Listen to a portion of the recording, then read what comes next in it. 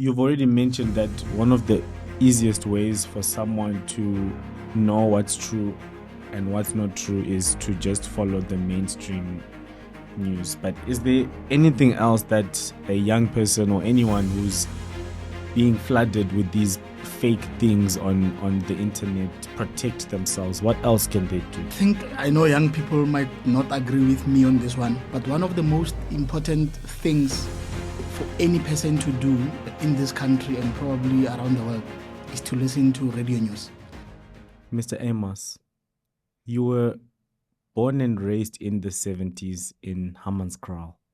Can you take us through what a typical day was like for you growing up? Yeah, look, I think what I experienced was not unique. Many villagers who grew up during that period would probably have the same story to tell. My father was a construction worker who spent most of the time on the road due to the kind of work that he used to do. So mostly my mother was the primary caregiver who was always with us every day at home. She was a housewife, but she had a lot of other things that she was doing to earn her own money that she needed on an everyday basis to look after us. So she was very entrepreneurial. She used to have, two fields that she was plowing as part of subsistence farming, but she also sold some of the vegetables and other crops that she produced there to earn more money. She was also a dressmaker in the village. All the other gogos around the village would come to her for their dressmaking needs, and she made a bit of money from that as well. And then she also used to gamble before gambling became as popular as it is today. There was this game of numbers called Fafi or Mochaina, as others would call it in different parts of the country. So it's basically a game that was brought here by the Chinese immigrants many years ago, where you pick a lucky number between 1 and 36. And if you are lucky, for your number to be the one that's drawn out on that particular day or morning or afternoon, because normally they do it twice, then you get some money, you win some money. So, and she was always very lucky. I think almost every third or fourth day she would win and she would spoil us with some of those innings. Wow, interesting. So you being born in that time period and making it, right? Now you're the editor-in-chief of the Daily Sun. What would you say was that key moment that you thought to yourself, no, I don't want to be like everyone else. I'm going to make a change and do something different. What was that moment that drove you to make that change? I think it was the poverty.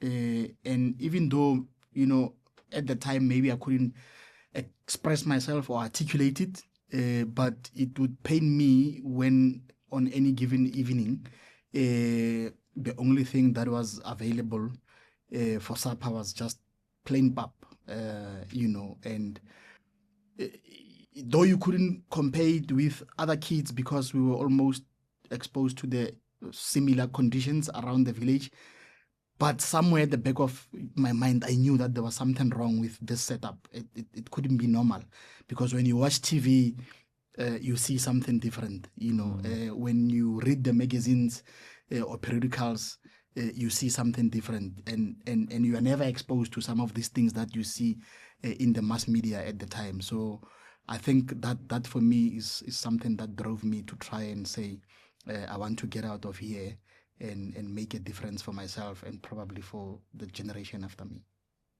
Credit to you for that, because a lot of people that grow up in those environments continue surrounding themselves with people in that same environment, and then they never actually escape or change their lives. So I'd say credit to that. Credit to you for that, actually. Thanks. Yeah, intergenerational poverty is one of the biggest problems we have in this country, and it's very painful. So I hope that maybe in the next couple of years or decades, it will be something we talk about in the past. So, at which point did you decide to pursue journalism as a career? Almost from the point when I was born. I've always known, for some odd reason, throughout my life, as young as I was, that I want to be a journalist, or at least I want to do something to do with words and English and literature. I loved reading. I was always reading something, and because of the conditions under which we grew up, there was very little uh, going around that you could read. So I ended up reading things like your dictionary. I know that your generation might not understand what I'm talking about, but I used to literally read the dictionary. Any piece of paper I can come across, whether it's a furniture advert, pamphlet that I find on the street as I'm walking from school to home, I would pick it up and read and be intrigued to find out, what does this mean, what does that mean, because even in a pamphlet like that, you will find terminology like imbuya wood or meranti wood, that was used to make this piece of furniture. So I would go to my dictionary, and check, what does this mean.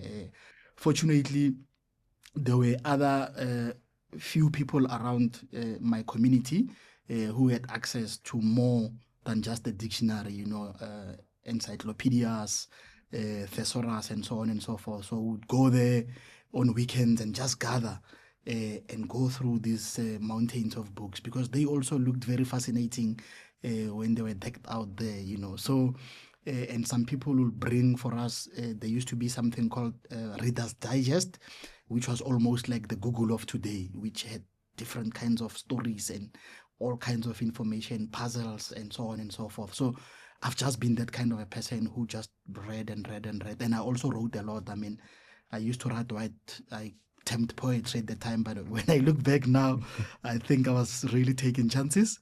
But I wrote a lot of letters as well, all sorts of letters, and some of them I used to post them, because during our days, the post office was a big thing. Obviously, there was no electronic, or at least a lot of electronic communication technology that we see today. So you had to physically write a letter, put it in an envelope, seal it, go to the post office, buy a stamp for 5 cents or 10 cents, put the stamp on, and then throw it into the post box, and then they take it to the next city or town. So it was, that kind of thing. So I've always been in that space. Awesome. Awesome. Okay, great. So you said a lot about how the world has changed, and nowadays when people wake up, a lot of people, the first thing they do is they open their phones. Some read the news on their phones, some maybe open a YouTube app and watch on YouTube. Some might go on social media to get the news of the day. Can you just walk us through what actually happens in creating an article that appears on the news? What is that whole process? What does it look like? There's actually a lot that goes in, and I think because of how the news is structured today, or because of what we call news today, I would maybe say this is how typically one goes through, putting together a content piece. And I'm saying a content piece deliberately, because I don't want to say a story.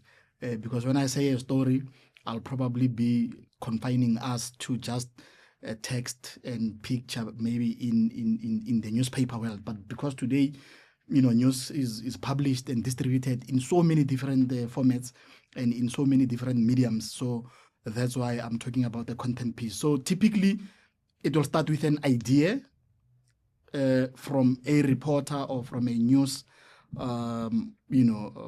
editor, who says, "How about we look at something like this?" Or it will be an incident. An incident can be anything from a car crash, a truck rolling on the freeway, or whatever, police action, or EMS maybe going to look at the fire that is burning, or a building that is on fire. So it's two ways in which a story starts, its genesis.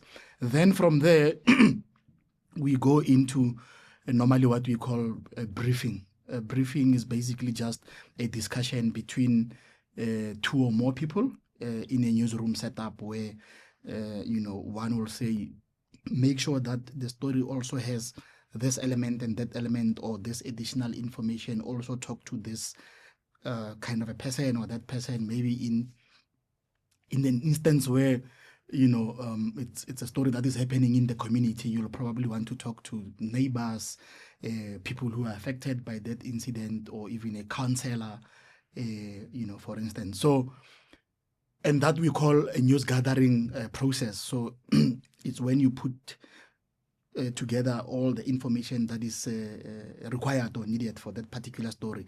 Then you'll have photographs. Then you'll probably have an audio to accompany that story if you are interviewing people. Either that audio, you are going to use it as your notes that you transcribe later, but these days we know that you can also use that audio when you are publishing the story to give people first-hand information, or typically from the horse's mouth. And then these days we also have a lot of video footage that goes with any news content. And then once all the raw material has been gathered, how long does that process take to gather material? The process can take anything between a few hours and 3 months or a year. I mean, and the reason why I'm saying this, I'm not exaggerating. Some investigative stories, they take really quite a long time. Because you'd find that there's many moving parts. Sometimes you might even have to travel overseas to interview some of the people who have information or to retrieve certain information. And I think we've seen that with the likes of Radovan Krejci in the past. So it's that kind of a thing. But obviously a crime story, you get to the scene, you talk to the police spokesperson who's on the scene, or a few witnesses maybe who saw people shooting at each other and stuff like that.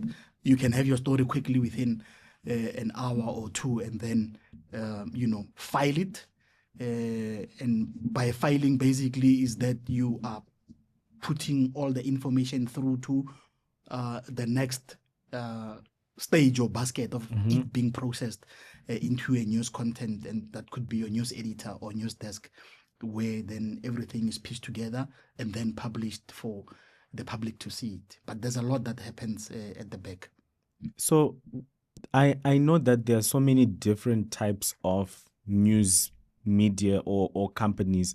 You get those that are more concerned with speed, like getting it out and being the first to report. Sometimes they get things wrong, but they were the first to report. And then you also get other outlets that are more interested with being correct. So even if they reported last, they are always correct, or almost always correct. Sure. In your experience, which of the two is more important, being the first or being the correct one? I think it goes without saying that being the correct one. And in journalism, there is one of the most crucial principles, which is about accuracy. Accuracy basically means that all the information that you publish must be accurate to the T. You can't say 4 people died when only 3 died, because already you are creating unnecessary panic for the families that are involved. And by the time you come back to correct that, a lot of emotional and otherwise damage would have been done. So being correct first time is very important, no matter how long it takes. And I think we've seen quite a lot happening in that space over the past few years, simply because of the proliferation of social media and the internet. Because now almost everybody wants to be a journalist, or people in different guises want to act as if they are the media. There's nothing wrong with that, but only if people can do it in ways that do not paint the entire industry as maybe some bad guys. So that is why it's very important. If you look at how the South African media is structured, is that while it's not regulated, but they use a system of self-regulation through the press council, for the print and web publishing media, and then on the broadcasting side, it's slightly different. The people like SABC and ENCA would belong to a different body, and if there are issues, then the Broadcasting Complaints Commission comes in. But the Broadcasting Complaints Commission is slightly different from the Press Council. So on that other side, you have legislation that governs that, because SABC mostly is a It's public state-owned. broadcaster. Yes. Yeah, so there are those differences. So obviously, if you subscribe to the Press Council, you need to make sure that you adhere to certain things that must happen between how you gather the news and how up until you publish, because sometimes it's not about only the published story that can be problematic. The problem can also be the how, The how it was published. the how you gather the information. What if you maybe you bribe someone to get information? It's Do you not understand? allowed. So it has to be ethical, like maybe recording people without informing them or getting their consent. But who's the person who says, okay, I saw your news article about this. Where did you get the source? Who checks that? It can be any member of the public. It can be obviously the subject of the story. I mean, if I were to write a story about you and say that you were seen, punching someone in the face at a pub, and that is not the case, you obviously would be aggrieved and you will complain and say, no, but that is not correct. I was actually not even there on that particular day, or whatever the case might be. Maybe it's a case of mistaken identity and so on and so forth. But also within the SA Press Council, there is a public advocate who actually every day looks at different news reports, and where he can see that maybe something might have gone wrong here, or a certain news report looks suspicious, he is entitled to come in and say, please explain to us how this report emanated and what are the steps that you took to gather this information. So there are those self-regulating mechanisms in place. We'll talk more about the regulation a little bit later, because I think for me that has to be the most critical part of the process, to say not anyone can just start a website or a podcast or a news outlet or a social media page and start reporting, acting as if things are true. There has to be someone whose job is to regulate or to see, no, this is fake, this is correct. But then we'll go in more detail on that. Okay, so the news industry itself has really changed. Like, we had newspapers and radios and traditional print being the most reliable source of information. I think at some point Daily Sun was doing 8 million or so readers per day. But now that has completely changed. Everything is now somewhat digital. Correct. How did the industry get affected by the digitization of media? I think I touched on it earlier that, with the proliferation of the internet, basically, because the internet as this concept is the one that changed everything, because everything is running on the internet to interconnect the globe and make it one small village. So the traditional media, as you put it, has been heavily affected. And in most cases, we always talk about the negative effects that came with the internet, but there are also positive effects. One of the positive effects of that is that traditionally people like us at Daily Sun who've been telling news stories in text and pictures only now have a better opportunity to tell these same stories from the same communities in a much broader way, where creativity really can thrive, because today we can use things like video, we can use things like the voice, we can use things like AI. I mean, for instance, previously, if you a person with visual impairment, you would need somebody to read the newspaper for you because we didn't have a braille version. However, today, every article that we publish has got a voice capability where, this little machine called AI somewhere inside your phone or your computer can read back the story to you. So, that also means now, in terms of inclusivity, the access to news and information is becoming much broader than before. A lot of people can't read and write. That is the reality of things in this country. And I think that is why, if you go back to the early days of Daily Sun and its founding principles, we tried to make our language as accessible as possible.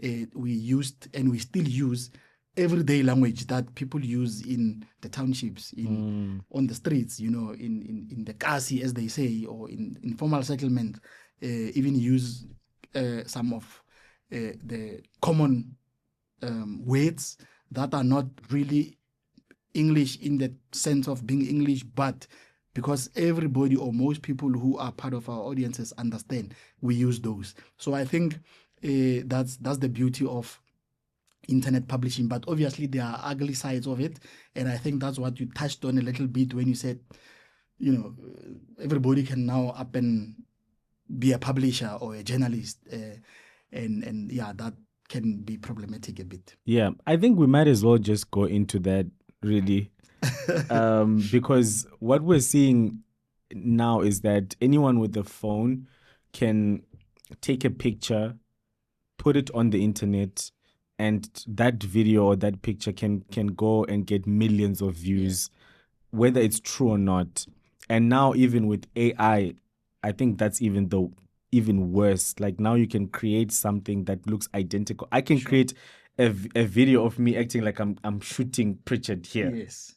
And then that can go out and people won't know. Yeah. So what exactly is going on, and how can, what's going on? What do we do? It's a big challenge, massive headache. And legally, there is nothing wrong with people who do that, because the media or news landscape in this country is not regulated. So what does that mean? That means everybody can do as they please. So that is why, as a consumer of news, or as somebody who takes their news seriously, you have to always try and look for credible sources. And when I mean by credible sources is you look at traditionally the brands that that you can rely on, that that if it's from the SABC, it's credible. If it's from Daily Sun, it means it has been fact-checked. People have been given an opportunity to give their 2 or 3 sides of the story. The police would have been pulled in to confirm if indeed this incident has happened, or you find that information comes from court. Sorry, I'm gonna have to, I have a question on that. Yes. Like, I understand that, following a more traditionally known brand that has been established for a long time is one of the ways, but then there's been some criticism regarding some other news bodies. I'll give an example. For example, CNN, right? Yes. One of the world's most well-known news outlets. During the presidential run-in of Trump and Kamala Harris, CNN was widely accused of being on one side Yes. of the party, reporting news and making one candidate look better than the other. So then how does a normal person still trust that institution? Yeah, it's very tricky, especially when you look at it from the American or through the American lens at least, because it's completely different from what we have here at home. In America, obviously, it's a different setup. It's a country that has been doing certain things for longer than us and many other countries around the world. There's dynamics around ownership. I think, by now you probably know who owns CNN or who has got commercial interest there. Trump himself has got his own, news outlets, big commercial news outlets. And then you've got other people, who are in the picture, who have got relationships with certain politicians, either through funding or cross ownership of other businesses, not only in America, the world over. I mean, if you look at someone like Rupert Murdoch, his business interest in the media, they stretch from Australia all the way to Europe and the USA. So it's always very murky. So, yeah, I mean, I wouldn't want to dwell too much into that. I mean, the kind of money that we are talking about here, it's something that is incredible. I mean, look at Trump, for instance. As part of his campaign, as he was trying to become president again, you remember he was kicked out of Twitter when it was still Twitter. He established his own sort of parallel social media platform called Truth Social or something like that. And then what happened is that we know what happened with his campaign, and Elon Musk was behind him in terms of support and funding and other things. And then what happened is that then you saw someone like Elon Musk buying Twitter. Other people, from an analysis point of view, they are basically saying that he bought it to for push him. his candidate. It's like he bought a toy for his kid. Yeah. And that's why after it became X, Trump was brought back. And we've seen what he's been doing lately on X, in relation to what is happening in the Middle East and so on and so forth. So that world is completely different from our world. And I think if you look at our world locally, we still have a little bit of,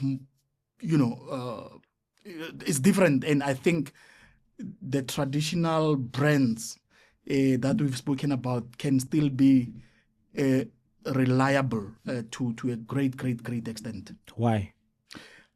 Simply because of the principles of journalism that they practice, simply because of the self-regulation that I spoke about.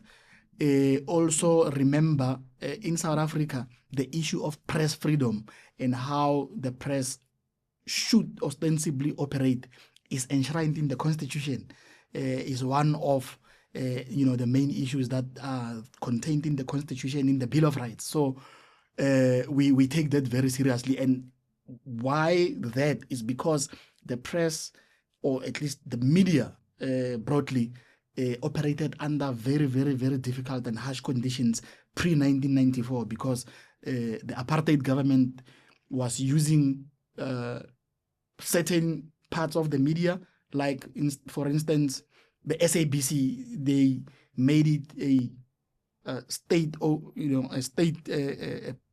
broadcaster, and they also made sure that actually, instead of giving people news objectively, it actually was doing something different. And I think this is a lesson that maybe we can really put the whole episode aside to talk about, because it's very important in terms of understanding the freedom of the press and so on and so forth.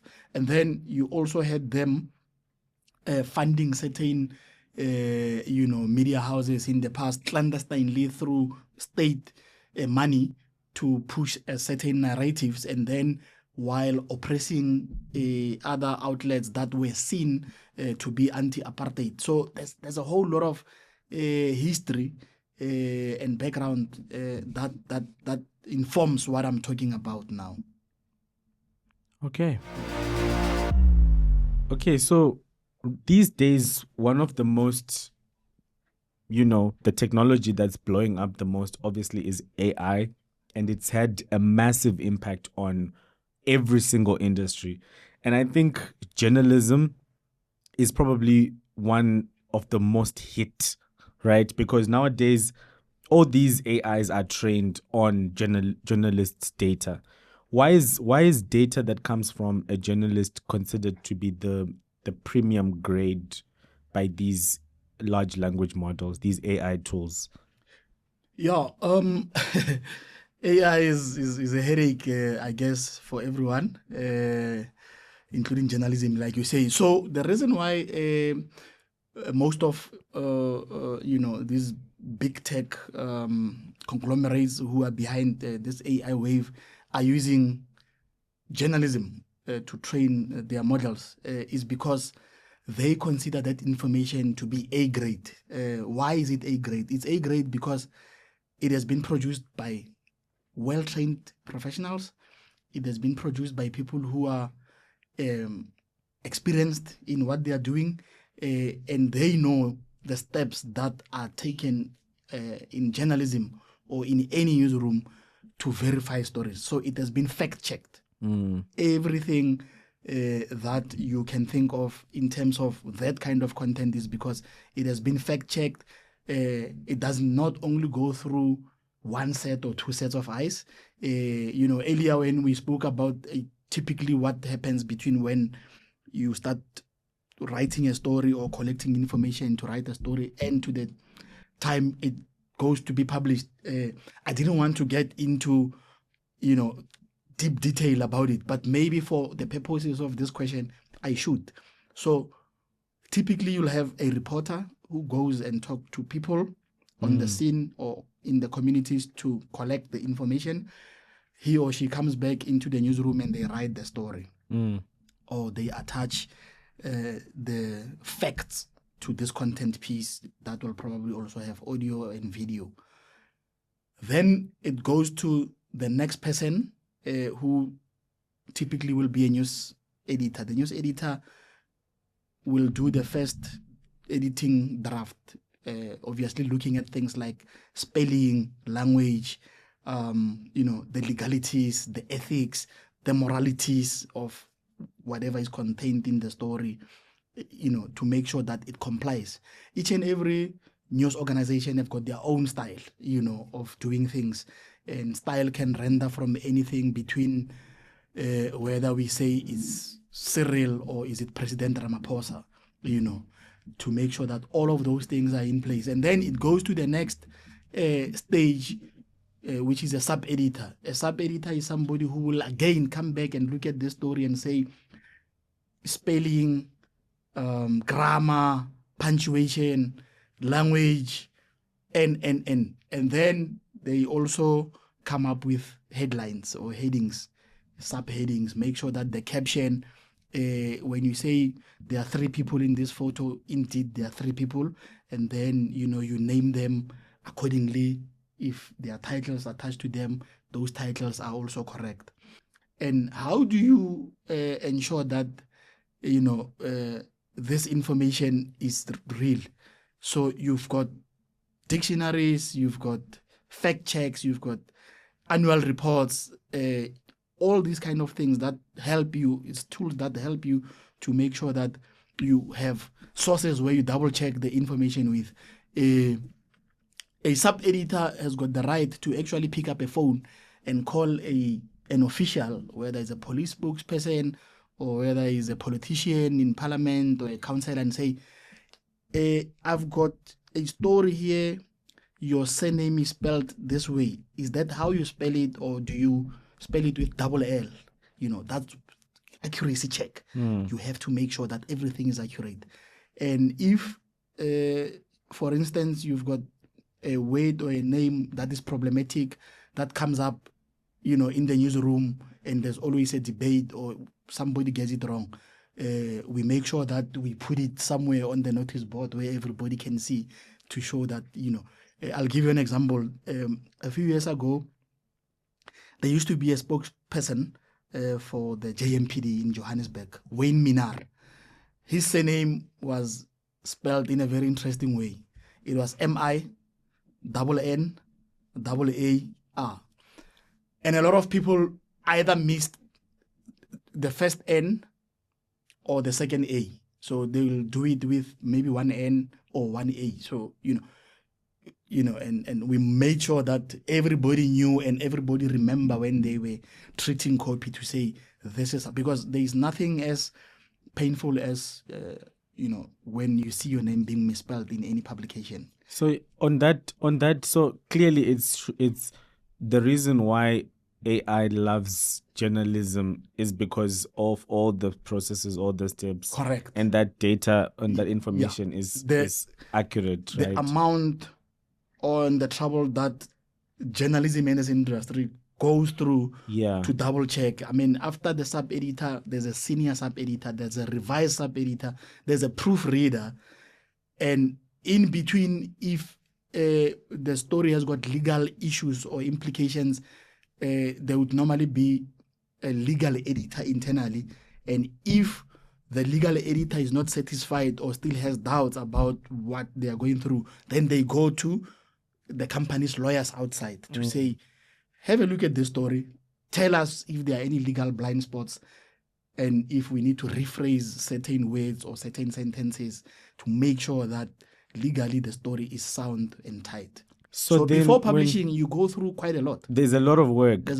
So then in terms of quality checks. When these AIs now, let's give an example. I go on ChatGPT or Google or whichever AI, and I search for, tell me what's happening in this industry or this news article. The AI will give me all of the information that I need, and then it will just source the links to the relevant news outlets. But 9 times out of 10, I never actually click that link. Yes. So how's that affecting the industry then? Because do the AIs pay you for that information? No, actually, that is the newest and biggest headaches for publishers, not only in South Africa, but around the world. And it's the same problem that publishers had previously with big tech, using content for free without paying for it. And you must remember that platforms like Facebook, there is no newsroom, or an office full of content creators at Facebook. The ant. It's us as individuals, but it's also premium news organizations like Daily Sun and the Independent of London and so on and so forth, who actually produce the content, and then Facebook just published that as the third party.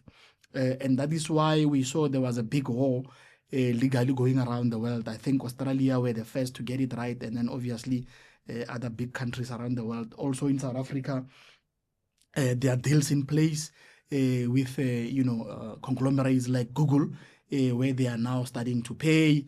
And obviously the other big debate is about the quantum of those payments and so on and so forth. So when it comes to AI, that is the newest and the biggest problem, because while they are training their models using the content from journalism as what they refer to as premium content, they are not coming out to say, hey, publishers, can we sit down around the table and talk about how we can make sure that the good work that you are doing continues, because somebody has to pay for it.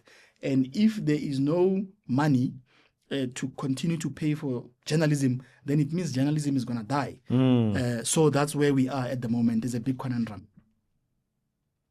So if the journalists don't win this fight, let's say, I mean, because this is a global issue, it's happening all over the world. Let's say a newspaper in America that reports on Africa keeps scraping your articles and feeding their AIs. I mean, can you sue them? And if you can't sue them, let's say you lose and you can't get compensated.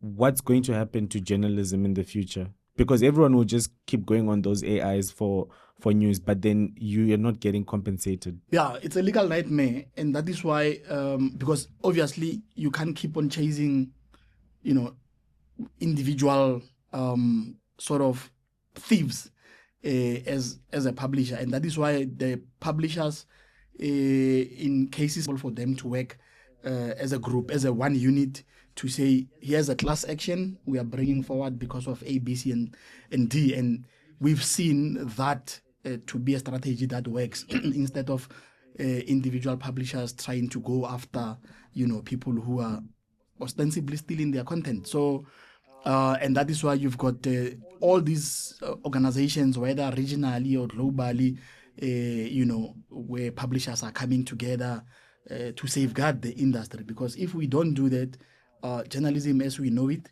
will completely disappear from the face of the earth, and issues of fake news will probably become what journalism is today or was 100 years ago. Sure. Fake news. You've just brought it up again. So there's this thing for those that are on X, formerly known as Twitter. There's this thing called Grok, right? I'm sure you know about it. Yes, I do. Where now, when someone posts an article or even just makes a tweet, a lot of people the first comment, or most of the time it's always the first comment. Yeah. They'll say, "At Grok, is this true?" Yes. And then Grok, which is an AI, will respond and say, "Yes, this is true," or "This is not true." Yeah. Who is Grok, and why does Grok have this authority to say truth or not truth? It's a fascinating phenomena, and I guess it's because we are living in interesting times. So I touched on the issues around Twitter/X a little bit, earlier. So obviously, the man who owns X has got his own way of seeing the world, and he's got his own definition of what the truth is. So one of the things that he did after buying this platform and renaming it X is that he pushed for or he advocated for what he called the alternative truth, about the world or around the world. And he gave people on his platform almost like the freedom to peddle what he believes is the alternative truth. Over and above that, he came up with this strategy to say he wants to build this AI model, as we know it as Grok today. So Grok is basically an AI model owned by X that is trained in a certain way that is seen by many critics around the world as unorthodox, where things that you and I would ordinarily on a normal day would believe is not accurate or not so cool to peddle, they find a home there, or they found a home there. So it's quite confusing, and what is more dangerous about it is because there are more people on those kind of platforms today who actually believe everything that they read or consume from those kind of platforms than people who are more discerning, who are able to say, hang on, can this be true, and maybe try to use different other sources to fact check or to verify if indeed this kind of information that I'm seeing is correct. So it's quite a big deal. I mean, you would remember that the president of the USA today has been, and we saw him also doing the same thing against South Africa, where he actually peddles fake news as fact or as the truth. And if you have somebody who ostensibly is one of the most important people in the world, maybe in the top 10, is going around peddling fake news, you have probably more than 50% of the global population believing him, instead of saying, but hang on, what is going on here? So it is a big problem, and I'm not sure if there are any immediate solutions today. Wow. So basically, we know that someone owns Grok and they have this idea of what the world should be like and they define what truth is. So should we trust Grok? Well, it's up to the users of X to trust it or not. Yeah, like I say, it's very difficult because if you are not discerning enough, if you are not able to sift through, I mean, some of us, obviously, because of the work that we do already, our brains are trained to doubt everything that you come across. The first thing that you must do always as a journalist to say, I don't trust this or I don't believe in this. And then you go and verify and double check. But ordinary consumers of information out there, especially online information, they can't discern, and also we've seen with pictures, AI models are becoming so good now that people are also struggling to actually see when a picture has been produced using some of these AI tools. I'm seeing that a lot, especially with the war in Iran, Yes. where there are these videos you'll see, oh, here's a video of Tel Aviv being bombed, or maybe it's a video of American soldiers being captured. Correct. And then you look at it and it looks real. Yes. And then the first thing for people on X is to ask Grok. Yes. And then Grok will say, yes, this is true, or yes, it's not true. So Yeah. in your experience, what's going on? How can the world adapt to these AI generated news? I think what we are seeing today is what we probably learned in academics and other theories many years ago, where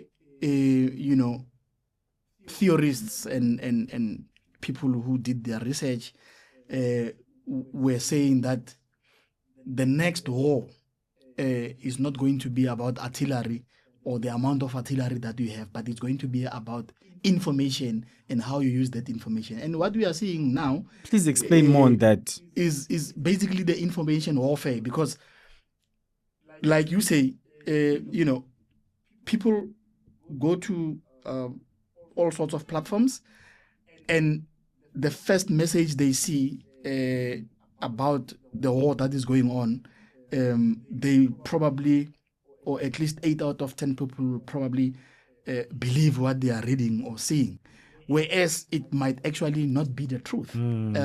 So we've seen a lot of that. There's a lot of people who are making an observation also in the same platforms that the mainstream media, as we know it, or at least that is affiliated to the Western world, is not showing certain sides of the war. It's only showing one side. Why is that happening? So that is part of the information warfare, because if you don't have certain information, then your thinking, your opinions, your beliefs about certain things are swayed in a certain way, because you can only make an informed decision based on the information you have. So if you are going to buy an insurance policy, you buy an insurance policy based on the information that you have. And that is why in the country like ours, if you stay in a certain town or suburb, your insurance premium for your vehicle will be different from a person who stays in a different part of the city. So those premiums were set because of the information that is available to the insurance company. And most of that information actually comes from credible sources like the government. How? Through crime statistics, which are supposed to be legit, I guess, because they are collected by the police stations to say this month we've had 100 cases of car hijacking in this particular town or police station. And then in this police station, you've only had 5. So obviously, that kind of information will then inform what happens in the public space. Yeah, as you're speaking, I was just thinking about World War II and how the reasons why the Germans were all, anti-Jewish people was because there was one news media, and every morning when they would switch it on, they would all hear the same thing. Yes. And now they wouldn't even know that there's another side to the war, and everyone was like, yeah, no, let's do this, let's do that. Yeah. It seems like history is going to just repeat itself, but this time with AI. Very interesting that you mentioned that, because what happened after the World War II and, around the media and from that experience is that then we started seeing what we called the plurality of voices, where then the theory around, media, the media world from an academic point of view and theorizing and so on, was that there should actually be more voices about the same subject that gives different perspectives to avoid that kind of thing. Today, we sort of have that, but in a very different guise, because now, like, it's a free for all, as you said before, which is also on its own a problem. And whether we're going to have solutions beyond today about this, I don't know. Wow. Do you think World War III is on the corner? Is it coming? Well, a lot of people have been saying, it's on the horizon. And obviously, if you follow what's happening at the moment, and if you follow what other world leaders are saying, it's not looking good for humanity. Sure. That's all I can say. Sure. So with everything, you've already mentioned that one of the easiest ways for someone to know what's true and what's not true is to just follow the mainstream news. But is there anything else that a young person or anyone who's being flooded with these fake things on the internet protect themselves? What else can they do? I think, and I know young people might not agree with me on this one, but one of the most important things for any person to do in this country and probably around the world is to listen to radio news. Radio news is still and will probably remain for decades to come one of the most trusted sources of news. Why? Because it's done correctly. Because, like we said earlier, that people don't like reading a lot anymore these days. So radio, everyone has got access to radio. And you can access radio anywhere, unlike TV, maybe where you have to sit down at home in a lounge or something. But radio, you can access it on your phone, you can access it in a taxi. Anyway, so radio news, actually, it's very good, very credible, and it's short, but very informative. Again, if you are somebody who, live your life on the cell phone, what you can do to make sure that the streams of information that comes to your phone is filtered in a way that you have credible information coming to you. Ensure that you follow some of the credible and well-established news brands on whatever platform you prefer, whether it's TikTok, X, or Facebook. That way, you know that your feed at any given time will make sure that you get all those kind of credible news information, because anything else, you have to take it with a pinch of salt, because the so-called independents or what do you call them, influencers these days, the influencer might, have these cool looks, they might have this way of delivering the information to you, or the news, as they claim, some of them is news. But that influencer is not a trained journalist, is not an accredited journalist. That influencer cannot go to court and sit in court for 8 hours and listen to a court case being ventilated, and come out and summarize that information for you and give it to you. Most of them, what they do is that after some of us had spent that many hours and so much money, because it's also money to gather news properly in a credible way. We spend money to do this, and then all they do is that they come and then they aggregate, they say, that kind of content. I mean, it's the downside of the internet, really. I was making an example 2 weeks ago that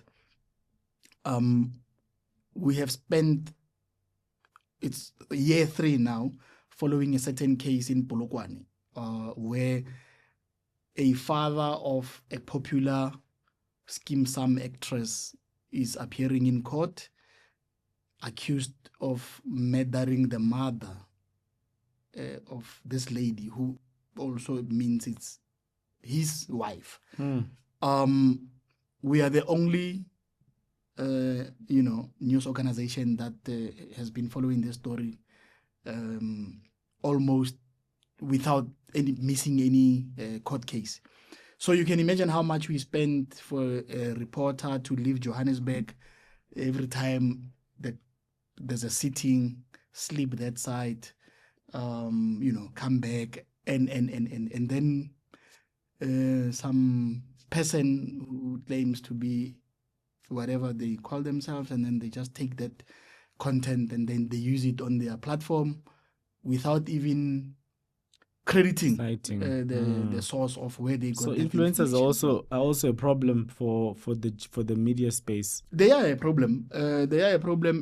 And that problem has actually, as you know, moved to the commercial side of things, because now some brands, instead of spending so much money with credible and trusted news organizations to sell their goods and services, they just give some of these influencers some fraction of what they would have otherwise spent on a proper campaign to. So it's a very muddy space to be in today. So, and that is why you've seen a lot of legacy media organizations have since collapsed. I mean, the latest big brand to go under is City Press, which has been publishing since, I think, 1980 or so. So it's unfortunate. It's the world we live in, and if more people who understand these things are not pushing back and are not sharing proper information with the public and their audiences, then 100 years from today, we won't have anything left. It's just going to be a free-for-all, chaotic world we live in. I mean, just last year, there was this story about a group of influencers that were selected by this Russian company. And these influencers were paid to advertise a school in Russia. And then a lot of people would enroll into that school. And then they ended up getting kidnapped. How can something like that be avoided? Yeah, we know what happened. It ended in tears. And it's not, I'm not saying it serves anyone right, but it's not something that, you want to see happen to people. But it's simply because when you have that kind of a situation, the so-called influencer, they have no obligation of any kind whatsoever. They don't have a registered office. They don't have a registered entity.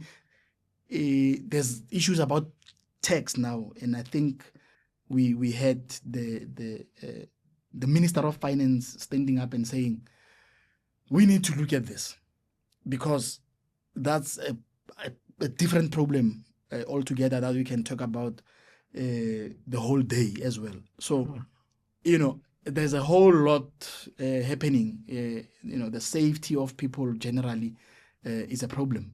So if that is why in law there is something called locus standi. If you have a locus standi as company B, then I know that if I'm aggrieved, I can come to your premises and say, hey, you sold me a bad coffee mug. Can we sort out this? But if you've got a random guy on social TikTok. media doing those kind of things, who are you gonna go to for recourse? Even if you want to sue, who are you gonna sue? Because when you sue somebody, you must serve the papers physically to that person's address.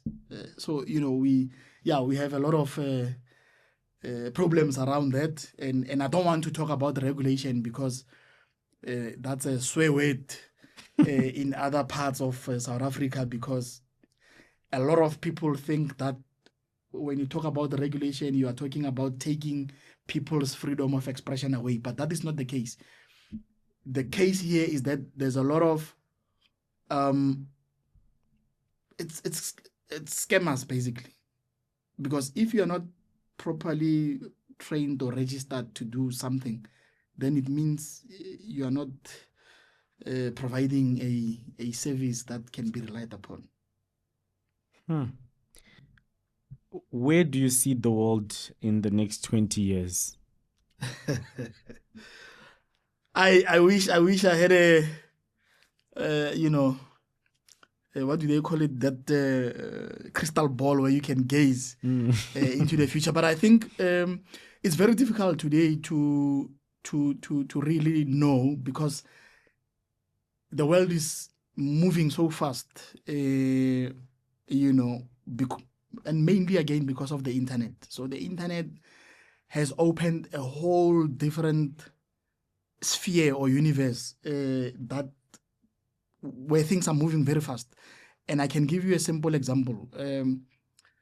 From when the newspapers became the in thing with the Industrial Revolution, it took about 100 years plus before the newspapers as we knew them could be threatened by any other thing in that space, in as far as news publishing and distribution is concerned. We had things like radio and TV coming later, but still newspapers were standing, and maybe even bigger, because then we started seeing this situation where newspapers and TV news or radio news were living together actually in harmony and sharing content and so on and so forth. But since the advent of the internet, things have moved so quickly. I mean, let's look at in the context of South Africa. Let's forget about the developed countries or the developed world. Let's just look at South Africa, where the internet was introduced probably in the early 90s, and then started making its way publicly in the late 90s. So commercially, let's say 2000,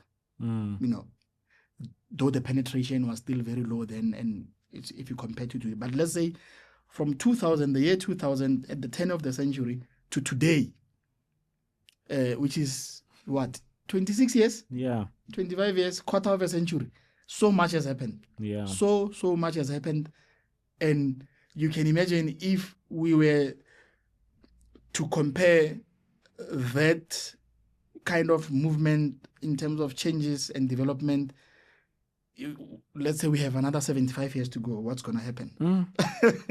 So, yeah. I mean, look at AI. It's like, it's here. Yes, it's been there for a long time, but yes, it really in different started. guises. But I think now with generative AI, generative AI is the big deal, because yes, a lot of people actually confuse things within the AI realm, but there's different kind of AIs.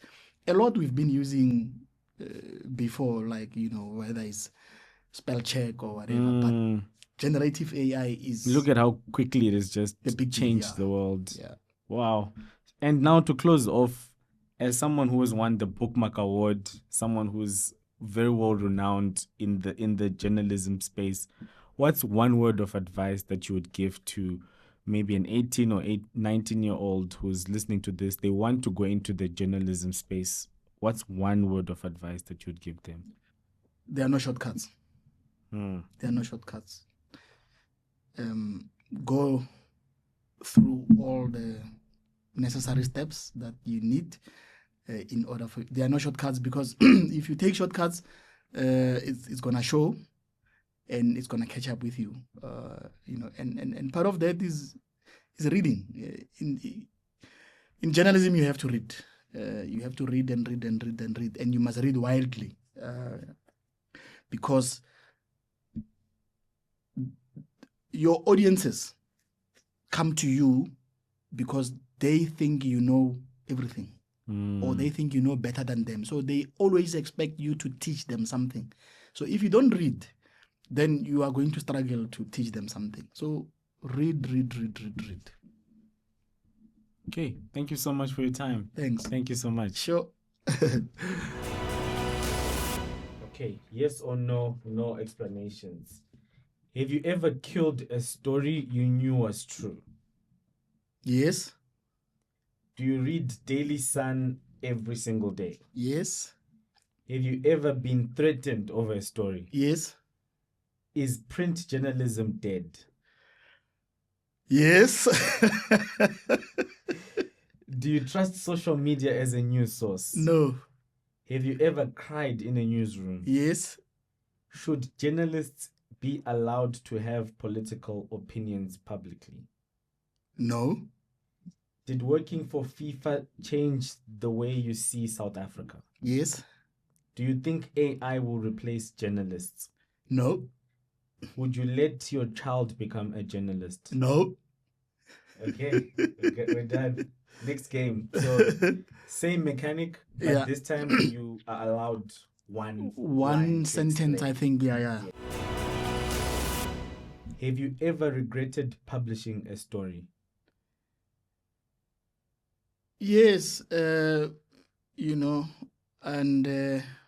because I was harassed after that story was published, even though it was true, but the amount of harassment I received afterwards was just too much to bear. Is the Daily Sun the most important newspaper South Africa has ever had? Of course, we've broken all the records, and we'll continue to break some more. Do politicians lie to journalists more than journalists lie to politicians? Yes, politicians, they lie all the time, to us, to the public, and I guess that's what their career is all about. Should news be free? Ideally, yes. But obviously, it's costly to run a news machine. Has social media made journalism better? No. It has actually created a lot of confusion for journalism, and I'm just not sure how I'm feeling right now. Is there a story you're still waiting to publish? Yes. Only when I've retired will I publish that story. Do newsrooms have a diversity problem? No, not at all. I think actually, yeah, we do well, very, very well there. Would you trade your entire career for one Pulitzer level story? No, maybe not. My career has been quite fulfilling, so yeah. Is Elon Musk good or bad for media? He's bad news. He's bad news. He might be from Pretoria, but he's bad news. Will the Daily Sun still exist in 20 years? Yes, definitely. The best South African media story of all time. Pick the best South African news story of all time. Mandela's release versus the 2010 World Cup. 2010 World Cup. 2010 World Cup versus Oscar Pistorius trial. I think I'll still go with 2010 World Cup. 2010 World Cup versus State Capture / Zondo Commission. No, 2010. 2010 World Cup versus Madlanga Commission. 2010 World Cup. 2010 World Cup versus Marikana Massacre. Obviously, Marikana was quite hectic. Marikana versus COVID-19. COVID-19. COVID-19 versus 2024 elections. COVID-19. COVID-19 versus fees must fall. Whew. Yeah. Fees must fall. Fees must fall versus Nkandla scandal. Nkandla. And then lastly, Nkandla versus Chris Hani assassination. Chris Hani assassination, yes. Why was that one the most? For me, for a number of reasons, maybe 2 reasons. I was still young,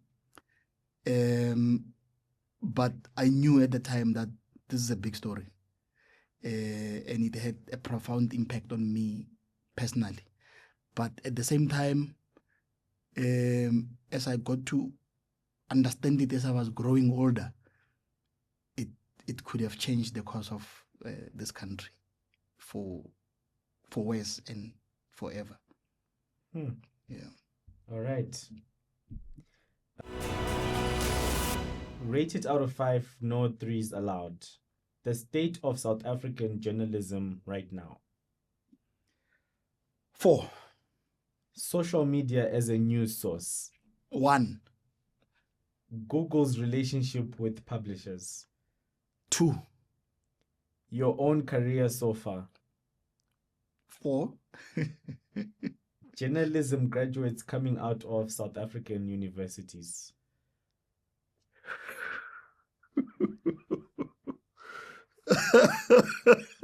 2. AI generated news articles. 1. Press freedom in South Africa. 5. The SABC's future. 4. Daily Sun's digital transformation so far. 5. The average South African's media literacy. 2. Okay. Yeah. Last game. Finish the sentence. Okay. It's still one word. I mean one sentence. Just yeah. Finish the sentence, okay? One word. I mean one Sure. One phrase. South African journalism needs to stop feeling sorry for itself and stick to the basics. Everything else will follow. If I wasn't in media, I'll probably in literature somewhere. Maybe teaching English somewhere. Yeah. The biggest lie about news is that news can be stale. AI companies owe us a whole lot of money and apology and gratitude. The one story I'll never forget is the Ellis Park tragedy. Young journalists today don't understand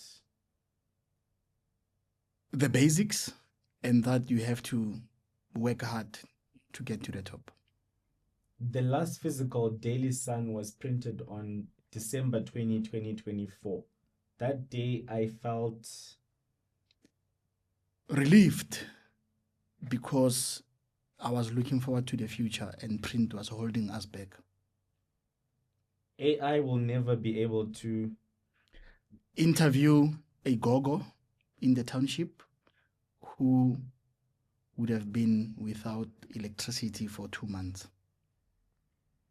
The future of news in Africa is bright, Because Africa is a young continent. By young, I mean in terms of the population. So it means the potential for growth and future earnings is great. If I could go back to 1999 and tell myself one thing, it would be 1999.